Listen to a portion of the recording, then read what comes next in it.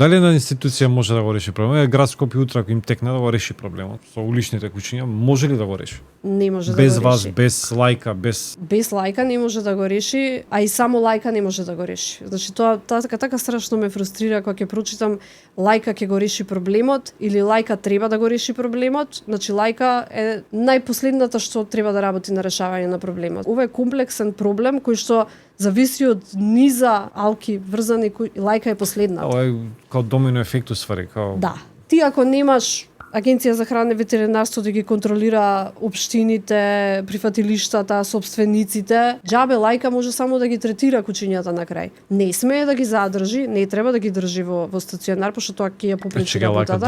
држи куќиња во стационар? Држи куќиња, да, кои што не смее да ги врати на улица. Тоа се у принцип куќиња кои што некој собственик се откажал од нив или куќиња кои што нападнале човек или животно. Страшно лоша идеја е да се трајно азилирање на куќиња, јас сум многу против тоа, зашто тоа е многу опасна, скапа и неефективна пракса, што е докажана неефективна во други држави. Сега ние сите да ги собереме на едно место, да ги чуваме, 5000 куќиња да речеме, е прво нула благосостојба и не решава ништо, зашто ние за 2-3 години ќе ги имаме пак 5000 куќиња на улица, зашто ние немаме едноставно сопрен извор на куќиња.